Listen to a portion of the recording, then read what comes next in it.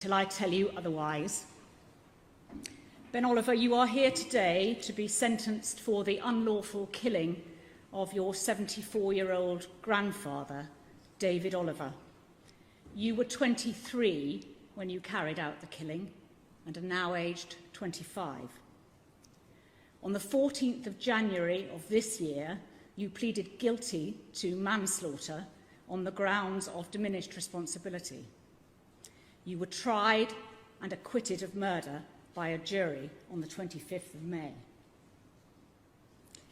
The facts upon which I am to sentence you are these. Your grandfather David and grandmother Susan married in 1966.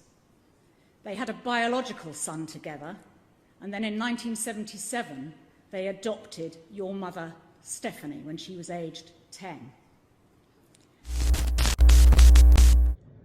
How we doing, guys? Myself, Chris Predit OBE, here into a quick one. Real Talk True Seasons. For the first time, the courts is opening up their doors to TV cameras and letting us see the procedure in the sense of what happening with the sentencing, what happens with the jury and the courts, and sometimes they're going to be reading that cases. Do you think this is the right way to go? Do you think that's going to make more justice? Do you think that justice is more going to be served? I feel like the sentences needs to be higher. I feel like you guys need to be getting proper justice for some of these mothers when they're walking inside the court thinking that they're going to get justice and coming up with no justice. So it's all well and good us being able to see it on cameras. We've got phones now anyway, so 9 times out of 10 we're filming it. 9 times out of 10 we've seen the crime, we've seen them commit the crime, so we don't need to go to court and now hear them get 7 years for manslaughter when they should have got 25 years for a murder. So once again, the courts are opening up the doors to TV. Like, for me, really, I feel like it's going to become a TV show or something like that. We need to see justice. We need to see that the government is moving in the right direction in changing laws, making sure that we're feeling safe in our community, giving back some of the rules and giving back some of the security back to the parents, in the sense of being able to look after their children and not the government. Because like I said in the last post, no one's there, we've got to a westernized way of thinking where the government have taken control. You can't chastise, you can't hit your kids, you can't do this, you can't do that. All they're doing is allowing you to live with them then until they're old enough to go and work for the government. So my whole question is,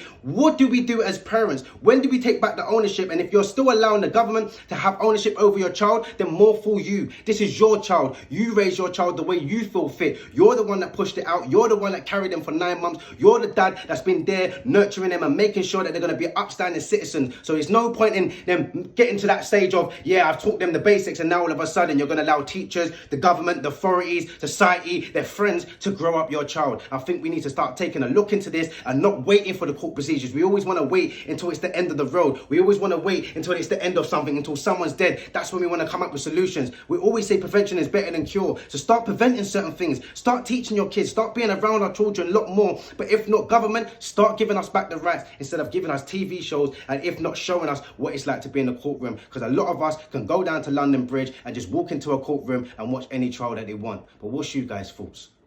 Comment below.